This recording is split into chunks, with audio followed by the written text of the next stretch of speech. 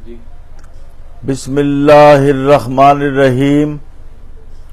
پیر محمد افضل قادری بانی و سرپرست اعلیٰ تحریک لبیک یا رسول اللہ مخاطب ہوں.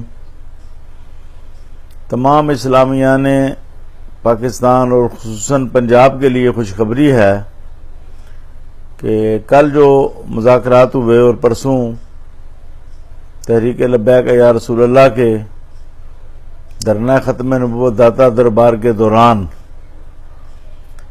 اس میں پنجاب حکومت کو قائل کر کے چاروں اطراف میں لاؤڈ سپیکر پر اذان کا نوٹیفیکیشن جاری کرایا گیا ہے اور انشاءاللہ آج امید ہے کہ تمام ضلعی افسران کو پنجاب حکومت کی طرف سے یہ نوٹیفیکیشن پہنچ جائے گا. اس لیے اب تمام مسجدوں میں 4 سپیکر لگائیں یا زیادہ بھی ضرورت ہو تو لگائیں اور اذان کے ساتھ درود شریف بھی پڑھیں. حکومت نے اس بات کی بھی تردید کی ہے کہ درود شریف پر کوئی پابندی ہے.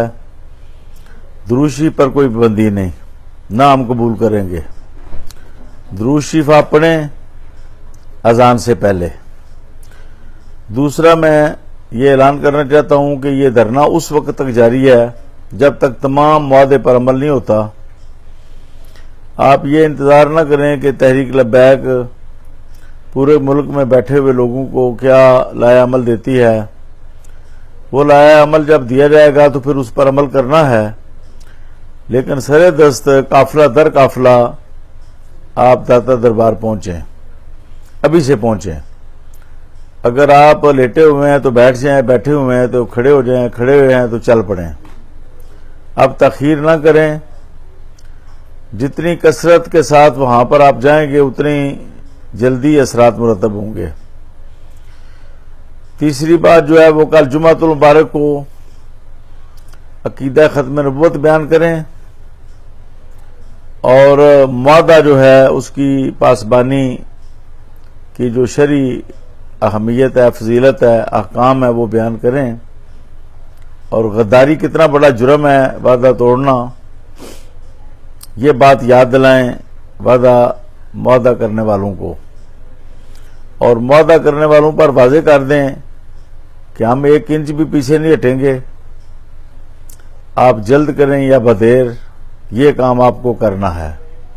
تو اگر آپ نے اللہ کو خوش کرنا ہے تو یہ کام جلدی کریں اور اللہ تعالیٰ سے معافی مانگیں جو آپ نے بدعہدی کی. قوم سے بھی اس پر معافی مانگیں. چوتھے نمبر پر کل کل پاکستان تاجدار ختم نبوت کانفرنس ہو رہی ہے داتا دربار سے باہر چوک میں. اس میں آپ قافلہ در قافلہ پہنچیں. جو جمعہ پڑھانے والے ہیں وہ اپنی جگہ پر آدمی مقرر کریں، جو نہیں کر سکتے وہ جمعہ پڑھا کے پہنچ جائیں، اور جو جمعہ سے فارغ ہیں وہ آج ہی چلے جائیں. وہ کل کا بھی انتظار نہ کریں کیونکہ وہاں پر بہت بڑی رونق بنانے کی ضرورت ہے، بہت بڑا اجتماع اور بہت بڑا ازدحام جو ہے وہ دکھانے کی ضرورت ہے.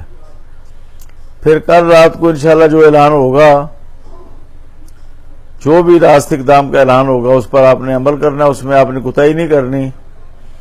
اگر آپ قربانیاں دیں گے تو ختم نبوت کا علم بلند ہو جائے گا. آئندہ قادیانی اور قادیانی کے جو ایجنٹ ہیں وہ ختم نبوت کے ساتھ غداری نہیں کریں گے. اور اگر آپ نے سستی کی، کوتاہی کی، غفلت کی تو یہ گناہ معاف نہیں ہوگا. میں آپ کو یہ بتانا چاہتا ہوں کہ جو جنگ یمامہ ہوئی اس میں بوڑھے صحابہ بھی شامل ہوئے. سینکڑوں میل کا سفر تھا، تو خلیفہ رسول حضرت ابوبکر صدیق نے فرمایا کہ بوڑھے صحابہ بھی اس میں شرکت کریں. تو ان حالات میں کیسی معافی مل سکتی ہے ڈاکٹروں کو اور وکیلوں کو، کسانوں کو، طالب علموں کو، اساتذہ کو اور دیگر شعبہ زندگی کے لوگوں کو، سب شامل ہوں. ختم نبوت کا مسئلہ سب کا ہے، سب مسلمانوں کا ہے. تمام مسلمان اس میں اپنا کردار ادا فرمائیں.